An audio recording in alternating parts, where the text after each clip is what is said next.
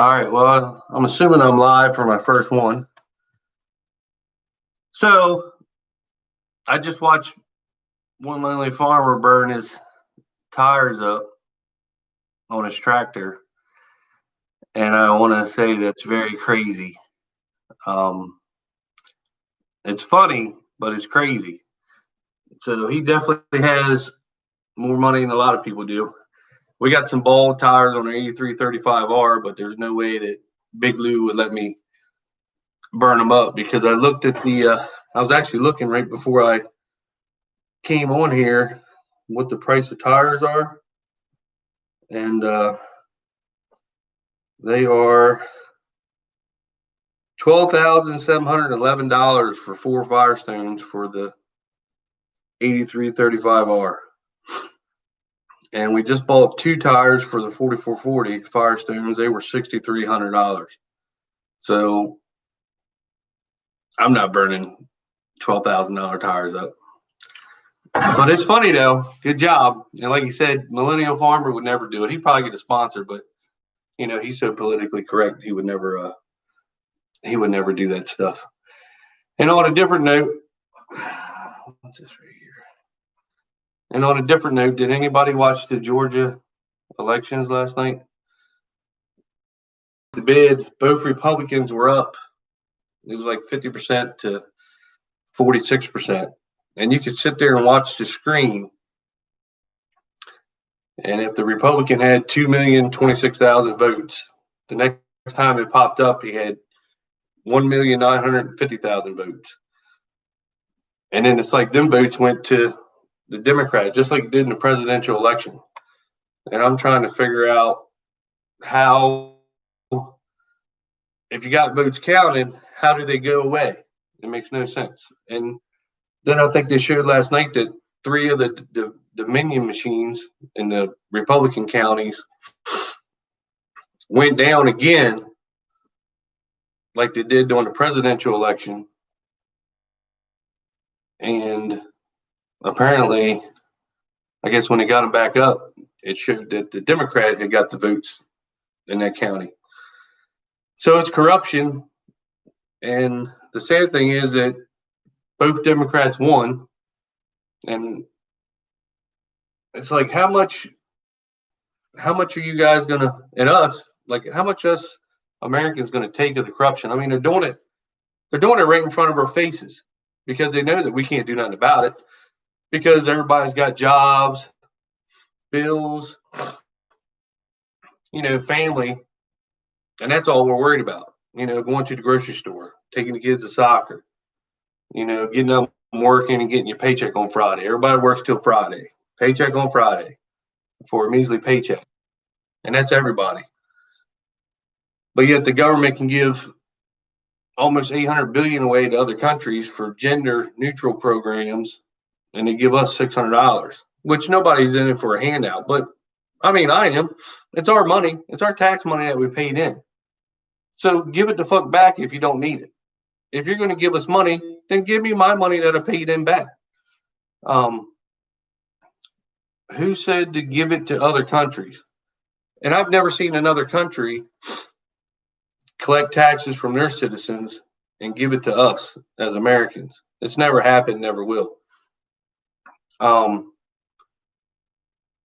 If you say you don't care, you're stupid, because it's your livelihood that they're giving away, basically.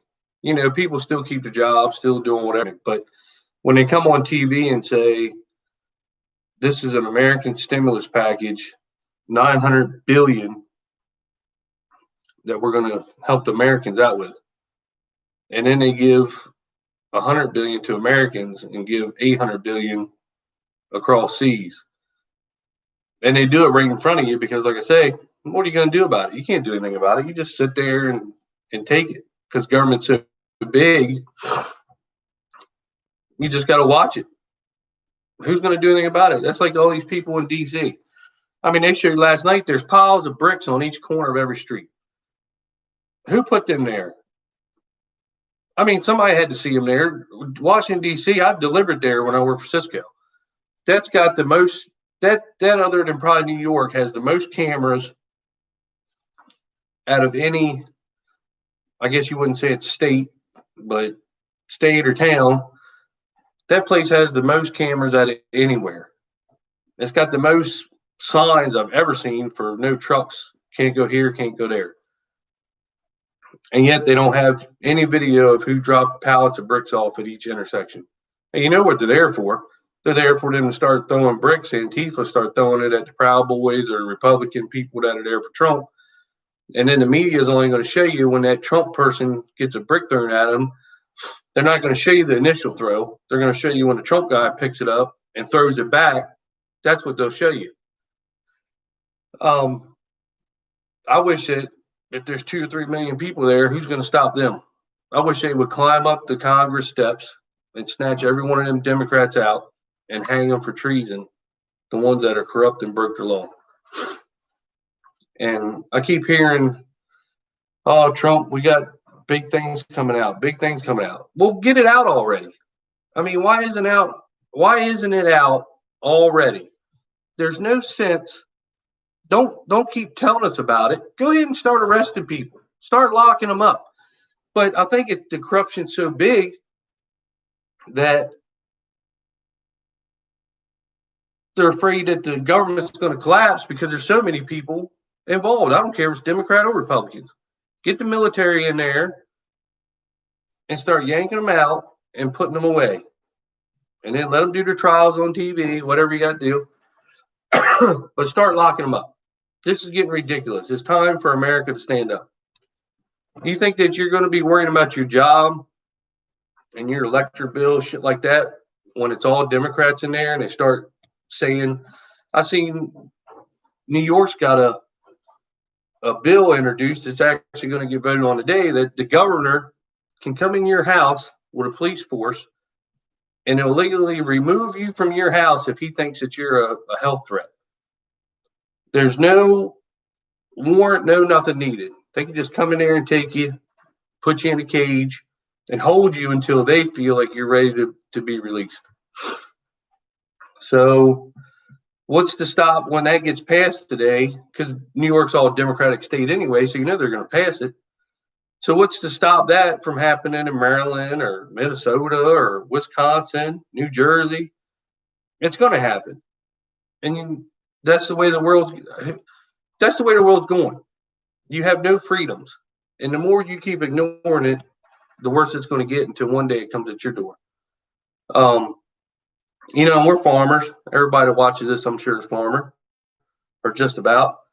What happens when the government tells you what you can grow, what you can't grow, and who you got to give it to, and they want you to plant it, harvest it, and then when you want to get your check for it, they want to take half the money and give it to other people like they do with the tax money. But now they start wanting to take your real income. And if you think it can't happen, it can. I mean, just think about this past year and a half, 2 years, what they've been doing with the lockdowns, keeping you in your house. They don't want all these local restaurants open because that's where everybody goes and shares their opinion. If they keep you in your house, unless you talk to somebody on the phone, you don't go talk to your neighbors or your friends or other people in your community about how fucked up their things are. Everything that's done at gatherings when everybody's got an opinion and shares it and all that, but they're keeping you from doing that now. And that's why now you're home stuck. So you want to share your opinion on Facebook or Instagram or TikTok or whatever, but then they censor it, and they delete anything that you say negative that doesn't fit their agenda. And it's happening. Just look and see what's happening. Nobody's can do anything about it. Nobody can do anything about it, or nobody wants to do anything about it until everybody stands together. They got us so divided that, nobody's going to stand together. And if you do stand together, you're a problem in this country. And if you look at it, and we're been so what's the word I'm looking for? Developed into thinking about police. Yeah, I guess you need police for this and that. But if you look at these protesters, say you look in D.C. right now and you got 2,000 people standing there protesting against what's going on in a group. And then you have 10 cops that's in a line. You got 2,000 people scared of 10 people because that's how they've conditioned you to think and to be submissive to the way the world is now. You know it's wrong. The 2,000 people know it's wrong and it's corrupt and everything, but you're scared to do it because the 10 people standing in front of you with the uniforms that are probably corrupt. I would say that with the DC mayor, and I'd say 80% of the police force in DC is probably corrupt. I mean, you can tell it is, just like the Oregon police. If you watch the Oregon police, they sat there and watched Antifa burn buildings, beat people up, throw bricks at them, loot, go to people's houses, damage their houses, and they stood there and just watched them. Never interacted with them, never arrested them, didn't do anything. But now that you see people are fighting for freedom, you see them pepper spraying Republican supporters, taking batons to them. And people are so scared to fight back because they wear the uniform.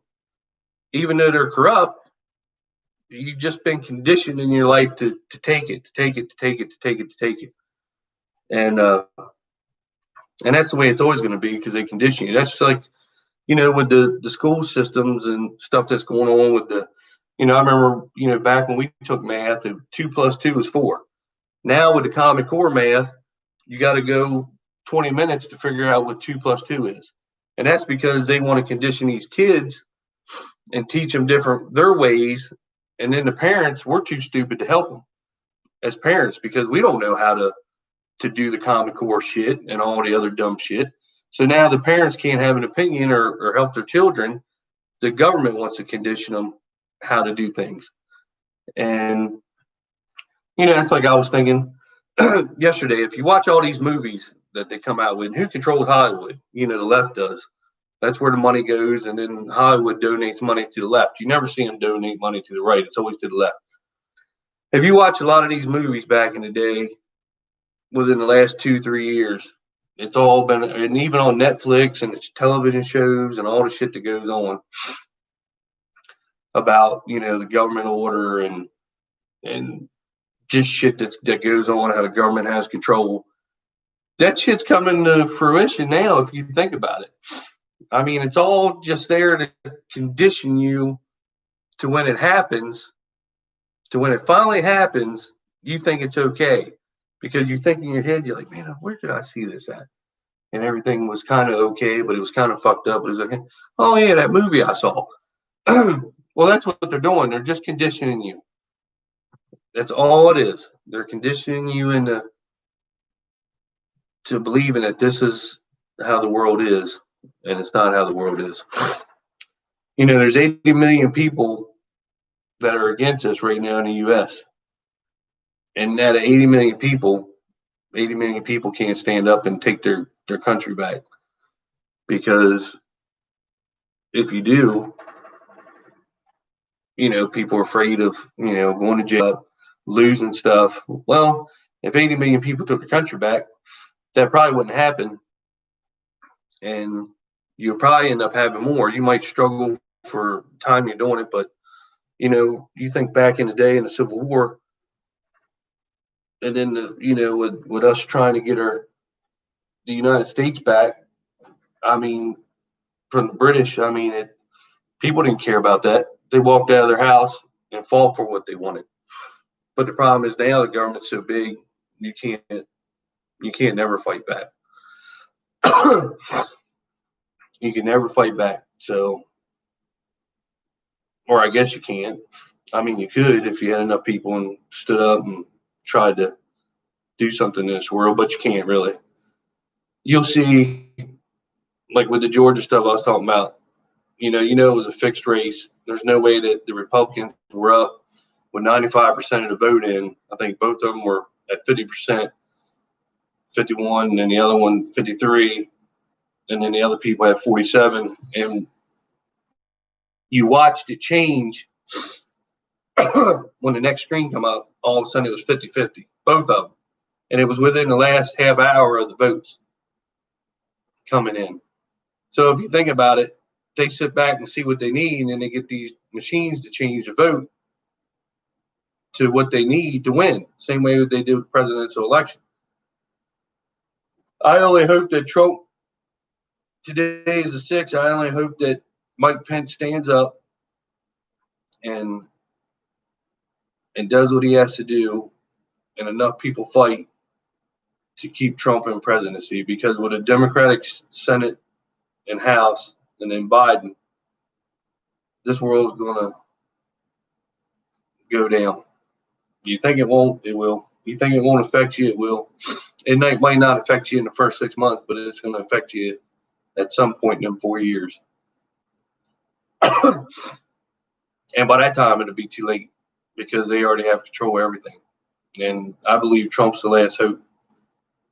Whether you love him or hate him, he's for America, and he's for Americans. And, you know, Trump's idea is he don't care if you're white, black, whatever the fuck you are. As long as you're an American and you want to work for America and make America better, I believe that that's what he believes. I believe that's what he wants in life. So, anyway, getting off subject, I looked at the crop prices. Today you got corn at $5.02, soybeans $13.75, wheat $6.60. I'd say that's pretty good. Tyson around here locally, let's see, what are they paying today? Around here locally, Tyson, they pay the highest. I mean, Purdue, they still want you to give it away to them. But right now, January, Tyson is $5.75. February is $5.80. March is $5.85. And we have, I think, a little bit over 20,000 in storage. So we have sold some. Got really good prices for them. So we do got more to sell, but it looks pretty good. But who knows how long this will stay up. You know, they get in office and start giving everything back to China again, like the Democrats used to do. It could go from 5.30 to 3.30 again. So I would contract some even for next year if I was everybody, just because even next year's prices are, you know, 5.30, 5.40. Because if it goes back down to $3.80, $4, I mean, that's a lot of money. That's over $1,000 a load that you're losing. And then soybeans, good Lord, if there was ever a time, you know, this past year I did the corn here on this farm and the beans. If there was ever a time to increase your acreage to do a double crop, would be this year. Because if about pretty much $14 beans. Now the price could go down when, you know, nobody's planting anything, but if you locked in prices now for them acres that you wanted to do that in at almost $6 corn and almost $14 beans, then you put corn in and you did beans, you figure 75-day corn, I think it's right around 140 a bushel, 140 bushels an acre. And late season beans, we did plant to plenish. It took them a while to dry down. We're gonna plant plenish on early stuff or after wheat. And if we do early bean, I don't want to do a single early bean. I'd rather do double crop because the prices are so high. It makes sense. But if you think about it, 30 bushel beans.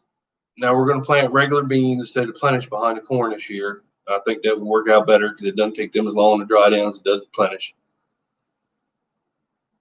I mean, you're looking at pretty good off of one field. Every field you do with $6 corn and $14 soybeans. You know, if you lock prices in now, yeah. So what if the beans go up to $15, $16? You can't be greedy. You know, people were selling their beans for $9 this year. So that's what I heard a lot of people were selling them for. We ended up holding out, not contracting any beans until harvest season. Then we started doing our beans. And by that time, the price had got to, I think the highest we sold for was $12.07, and the lowest we sold for was like I want to say 1060, 1070. That's pretty good. So if you could contract $14 beans now and $6 corn for them double crop acres you're going to do, even though the yields ain't going to be there because you are playing a different shorter season brand, you're going to make the difference up big time with the price, and you're going to make some money. You're going to make some major money. So I think we were going to do 70 acres or something like that. I was figuring it out earlier. I'd like to really, I think I looked at the paperwork and was trying to figure out some fields, and I think I was figuring out like 150 acres of that. Now, I don't know if Papa want to do it or not because he's always against it, but I wouldn't plant a single early bean this year. I would not do one crop off of that field. I would plant the beans that we were going to plant on early farms. I would definitely plant corn and then put an early bean because the prices are so high. I mean, you're gonna definitely come out ahead this year if you lock the prices in now. Like I said, corn might go up $7, but if you can get $6 for corn now, you've done good. Beans might go up $15, $16, but if you can get $14 or $12 for beans now, you're making good money. When you get greedy, that's when all of a sudden you start losing because the price goes down. You keep holding on. Then you end up selling for $10 and you just lose money. If you can lock some prices in around 14 and corn around 6, you've done pretty good. Hell, even $5 corn is good. So that's my opinion. That's what I would do. But who knows what we're actually going to do. And then all the other fields, then go ahead and plant your long season corn, because you're going to, the yield's definitely going to be better. But for instead of putting early beans in, I would definitely try the early corn, the 75-day corn. We did it this year, and half the farm did really good. And then the front half, we didn't do our weed control right. I had to ask permission to spray. We couldn't spray, but we needed to spray. And it would have done better if we could have sprayed it. I will definitely say that it would have done better. It wasn't so much the grass in it and the weeds. We had some morning glories. It would have done better if we had sprayed it early because that did hurt some yield, but it also hurt the moisture because when we were cutting, the morning glories were mixing in with it and really hurting it. The beans, they were pretty good. The problem we had is they're a little bit shorter, and even though we got a draper and a rock trap on the front of these drapers, it's hard to get the shorter beans in there. I would love to have an air reel or an air system on the front like you see a lot of these combines do, and I watch videos of them, and Larson Farms, they have them. And when he did a thing that day where he turned it off, and it gets like what we're doing. You'll pop some short beans with the cutter bar, and either you'll see the beans drop out in front or they'll build up on the rock trap, and they won't feed in, and then some of them end up falling off. So he turned the air system off, and that's what you saw. But the minute he turned it on, I mean, it blew every one of them beans up in that draper and went in the combine. And I think if you ever watch Duggo, he's pretty smart. I like Duggo on there. And he was telling, they figured out it was right around 6 bushel difference with it off versus with it's on. I mean, 6 bushels at $14 beans, that pretty much pays for that air reel. No, it doesn't pay for it right away, but, over a 5-year span, it probably pays for that air reel big time. And, people don't, you try to see things like that and you try to explain to people, hey, this is what we need to do because this is what we're losing.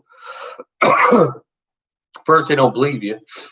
And then if you don't give them a check for what you're losing versus what you gain, they can't see it, at the end of the season. If you had an air reel that blew every single bean in there and you did better on your yields and made better money, They just say, oh, well, we got this bushel wise. But if you turned it off and you lost bean, you say, well, here, this is what you had, you lost. They don't see it, but you start, handing them a check or whatever, and they say, well, that made a big difference. Excuse me, my allergies are kicking up. That's like when we first got our planter, our new planter with the swath control. I tell you the difference that we saved in corn seed, and I don't even know if my dad will still admit this to today, but we definitely save money on corn seed with the oh, look at Lily Farmer. Good morning. I know if you watched the beginning of it, I was watching your video where you were burning your tires up. You're a brave man. That's all I can say. Very brave. But anyway, when we got that planter with swath control, man, we were saving money on corn seed. Now, nobody hands you a check, but you could get the seed and pretty much kind of figure out what your acres were down to what you wanted. And you didn't have no seed left over. I mean, what you thought you needed is what you needed, And when you're cutting, when you get overlapping on all them end rows and the point rows and all that down the field, when you used to go in that first row with the combine and you were cutting, well, you had so many kernels with the crop that, your ears were, this tall like this, and your bushels, you were losing bushels. And the minute we did the swath control, and I probably stop about that far before I, when I'm coming into my end rows, that's when the planter shuts off. So I got that gap. I like a gap through there. When you're going through that with your snout, you're not knocking over your plant rows. You're running right down the end rows. And our yield increased. I mean, it had to be 60, 70 bushels watching on a computer when you were going through there versus when you were cutting without swath control. So your yield increased and you were using a hell of a lot less seed. Some farmers say, oh, I can stop it. And before you can't do that. There's no way you can do that. And if you physically stop the tractor at every end row and pick your planter up, well, hell, who the hell's got all day to do that? And you still didn't get it right. You'd still either stop too far back or you'd stop in. So what's the difference? But I believe it's stuff like that. Technology is expensive, but I believe over, time, it saves you money. But I think with the prices and everything that I wouldn't plant a single early bean. I would not do one crop off that field.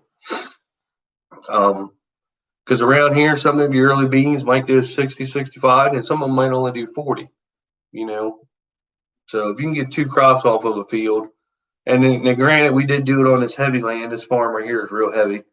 I think that had a downfall in it too.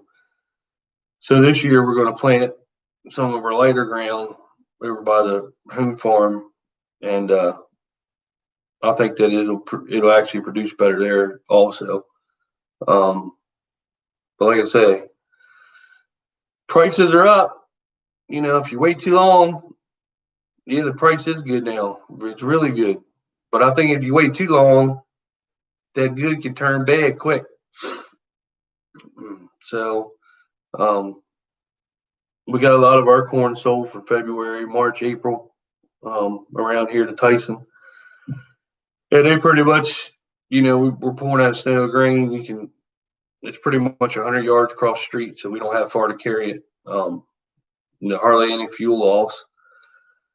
But I don't know. I've been on here for 30 minutes. I just figured I'd do my first corn's 580 there. Well, that's good. It's what was it here? I just pulled it up. Here it is. Well, it's 575 here for Tyson. It's 580 February, 585 March. And as you go down, like June's 592, July's 592. Of course, it goes up every second here, I have to go 100 miles for that. Well, we got to go 100. It's literally 100 yards from Snow Hill Grain to Tyson is 100 yards. It might be 150 yards, but that's pretty much where the storage is versus where the mill is. They're pretty much side by side. The only thing separates them is the street.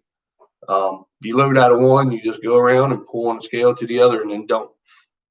The problem with Tyson is they pay better than everybody else does. So it's, there are trucks in there, but they move pretty good. But yeah, the price is up. September is 522, and I'm looking at September of this past crop season. It was 406. That's what we started selling corn at this past year, 506, and now it's 522. So you're not losing money now. You could haul that in 5-gallon pails. Now, not nearly 30,000 bushels you can't. We'll take the hoppers in there. The bad thing is other farmers are in there too, so it's going to be a bitch trying to figure out everybody in there at the same time because everybody's going to sell at the same time, I'm sure. But the price is up, price is good. Definitely making money. Like I said, we got low fuel costs going right next door, so that's good. Normally, last year we hauled a bunch to our store corn to Salisbury just because the line at Tyson was a little long. We didn't feel like dealing with it. But this year we kind of broke up our sales per month because they pay better different months. That way we're not trying to jam 30,000 in there at one time. We're just taking 5 loads a year, 2 loads a year. That's how we're doing it. So plus we'll be busy, March spreading manure and cake and stuff like that, and then April planting, spraying. So just try to break everything up instead of trying to rush it all in there. I would do it. I think y'all do more than that because the understand I got 2 chicken houses full of straw right now that we probably can't move according to our guy because all the straw places are getting full up there. They're not even taking some of it. So if I was you with $5.80 corn, $6 corn, who knows how high it'll actually go, I'd actually do more corn. So that's and then you could probably do the shucks after it. I mean, you say you got 30-some hundred acres of hay, I'd do 1,000 acres or 2,000 acres of corn. I would. And you say you're getting a walking floor, so that'd even help you there. Oh, really? That's what they told us. I think yesterday they called and told us that, which I don't care. I mean, we got, we'll just leave it in the chicken house. It's staying dry anyway. It don't matter if it's in there another year or two. But I almost believe that everybody around here should just take a year off from doing straw and let it, whatever, go down. And then the following year, hopefully it'll go back, they'll need it and the market will go up. Hopefully they'll pay us more. But like I said, I got 2 chicken houses full of straw right now that we can't move. So it'll just be sitting there. I wish I knew local people around here that would take it, instead of worrying about selling it up there, just go ahead and sell it to some local people if they wanted to break the big bales out and make some small bales out of them. I'm going to have more acres in North Carolina in a bale. Yeah, but don't all that North Carolina stuff come up here anyway? I thought they hauled it all up here too. I thought they did anyway. But if I was you, I'd do more corn acres. I know you don't like planting soybeans because of the deer, but $15, $14, $15 soybeans, it's hard to pass that up.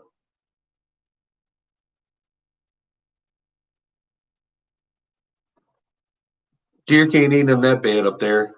Shoot a bunch of them.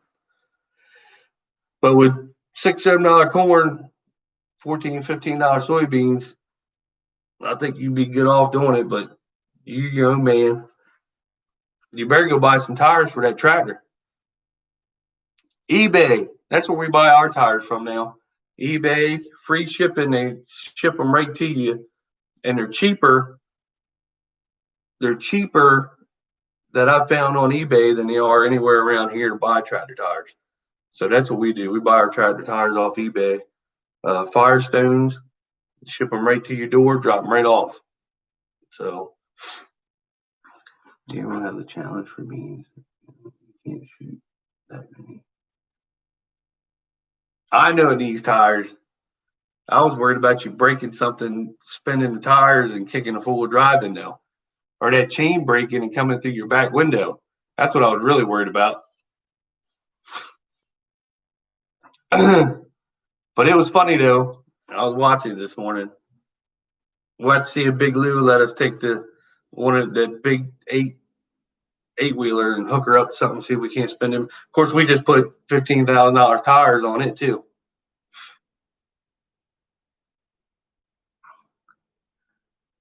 Yeah, they won't. they're not gonna. None of them guys that he nominated are gonna do the burnout. I think it would be funny, but they won't do it. I wouldn't even do it. Our 4230 needs tires, and Big Lou would have a fit if I put her in gear and started doing that. I know you wouldn't have done it with new tires. I know you wouldn't have. I know why you did it, because you had to. I am a pussy. We're broke. We're not rich like you. We're not YouTube famous yet. So we don't have all the extra income. I'd be scared. I'd try it with one of the other tractors and bust a transmission. The transmissions are 50 grand or 40 grand in them things they say.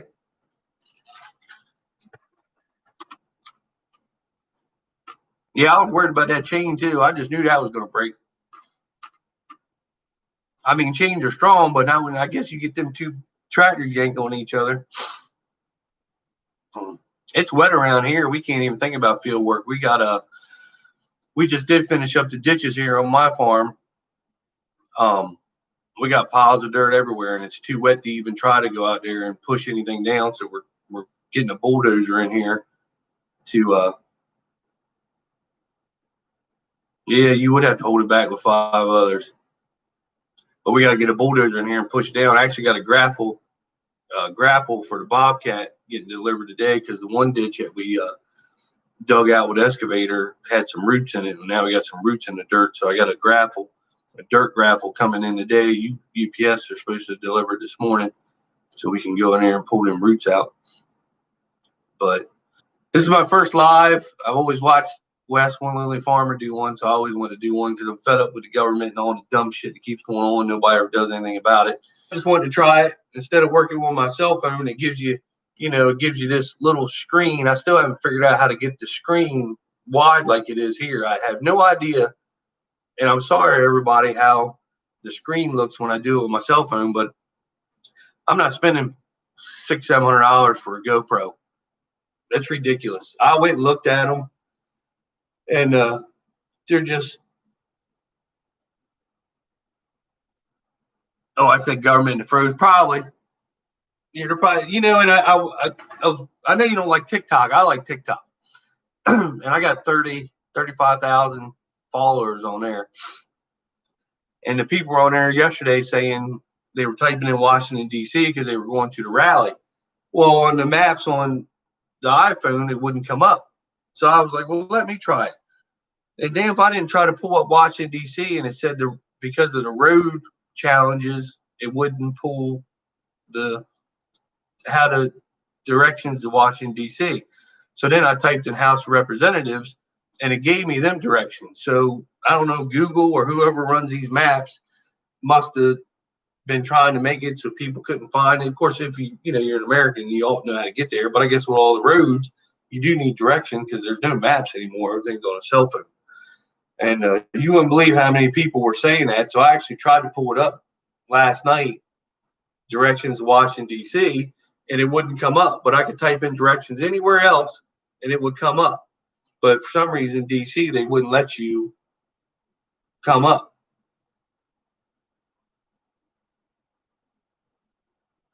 Yeah, before you hit record, you should be able to turn your phone in landscape mode, and it should work. I don't know how to do landscape mode. I was getting Miss Eastern Shore Farmer, instead of turning my phone like this is how I record, I was getting her to turn it like this, thinking that would help it. But then it made the picture crooked. So I don't know how to do let's see, video.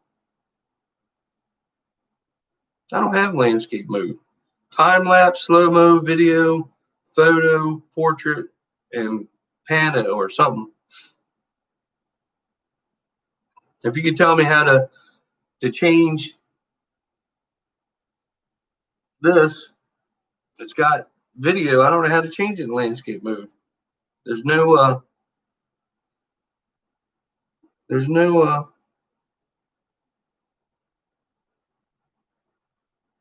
there's no way I know how to do it. Or it doesn't tell me on there. Because that is really irritating. Just turn your phone sideways and hit record. That's what I did. I was getting her to do it. Let me see if I can do this. See, that's what I thought when I did it like this, turn it sideways. But then when I upload the video is crooked.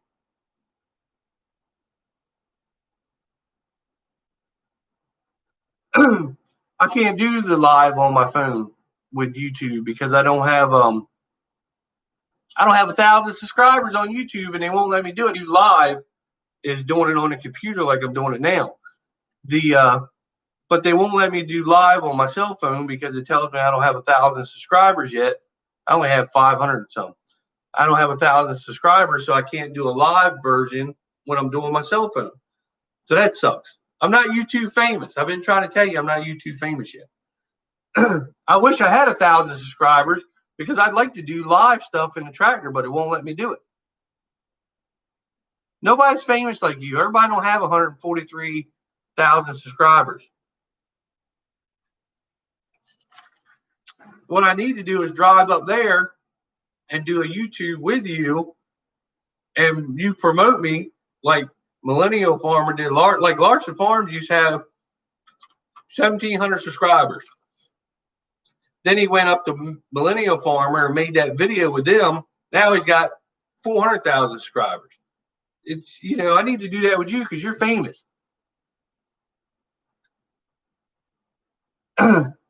Shit, my brother wouldn't do that with his new Camaro. He's got a new Camaro. It sits in the barn. He's like Dad. It has all these old, fast cars, and they just sit there. Yeah, right. Keep doing what you're doing. I've been doing it. And Wes, One Lonely Farmer's one that got me hooked on this because I always did stuff on Instagram and Facebook. And when he coming down and did the corn shucks that year, they were telling me about what he does on YouTube and all that. And that's how I got started on YouTube, was actually from him. So he's like my mentor, is One Lonely Farmer. So he got me set up on YouTube. So I started doing YouTube. But then I didn't know all these restrictions were on YouTube where you had to have this or you couldn't do this. And it's ridiculous. I like doing it, and I like doing it. I like Miss Eastern Shore Farmer on here. She's a good sport. She puts up a lot of shit with me messing with her and video and all that stuff. So it is what it is, I guess. I don't know. But I like doing it. I enjoy it. It's fun. So, but I got to sit in this office and do the live stuff. I can't do anything on the, on the cell phone.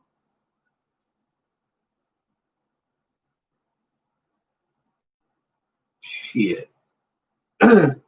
All you can eat buffet, they don't even let you go out and eat anywhere anymore. Everything's shut down around here. You can't do anything. There's not one thing you can do, and that's like we're sitting here when she's down. She's in Ohio right now, but whenever she's down, she's like, well, let's go do this or this and this. And I'm like, well, you can't. And she's like, what? I'm like, because it's closed.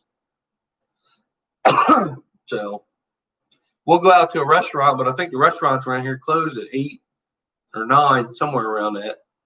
So unless you go early, you can't stay out late anymore. You can't do anything because everything's closed.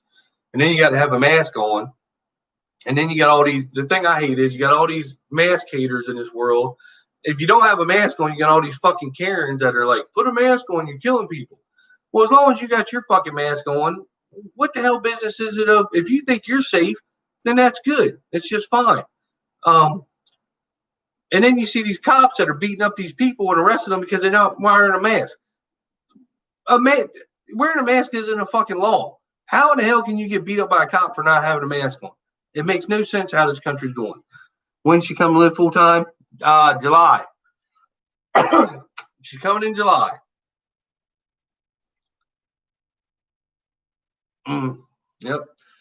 Yeah, the virus, they'll never, the freedoms they're taking away now, you'll never get back. It's never going back to normal, no matter what they tell you.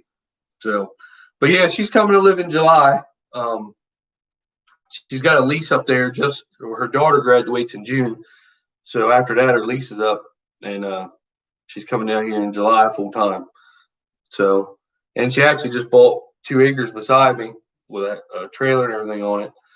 So that way, if she pisses me off, I can make her walk across the field, and she can stay there overnight until she straightens up, and then she can come crawling back, begging back. That's how I see it. But a piece of property come up, and we couldn't pass it up, so we had to buy it, and it actually worked out perfect. We're going to, I think, the hospitals and everything, where these nurses come in for like 2 or 3 months on these contracts, and they need a place to stay. The hospital pays so much, they pay the rent and all that stuff. You don't have to worry about a person getting behind. They'll pay you directly. So we're thinking about renting it out to, nurses and stuff like that. Well, especially while the pandemic's going on, because we make pretty good money off of it, because they actually pay you pretty good to let them stay for, 2 months here, maybe 1 month here. And the same thing with Wallace being so close. Wallace pays big money to let their contractors come in for a month and live. But yeah, I told her, I said, we'll keep it for the first month before we rent it. That way, if you piss me off, I can send you walking down the road, and then you come begging back the next day, like, oh, I'm sorry, please take me back. So, but yeah, we got a little bit of work to do down here. It's kind of outdated, but if we're just going to rent it out, I'm not worried about it. We're focusing on this place now. So anyway, all right. Well, good morning, everybody. I'm going to get off of here. I've been on here for 47 minutes, so it's the first time I ever did a live stream, so I figured I'd try it. So anyway, stand up to the government and quit letting them bully you. Everybody knows that the fraud shit's going on. Start locking these fucking politicians up, putting them in jail, hanging them for treason. That's the only way the country is going to get better. So get the military involved, and Trump, do what you do best. Start getting these bitches locked up. So see you later, everybody.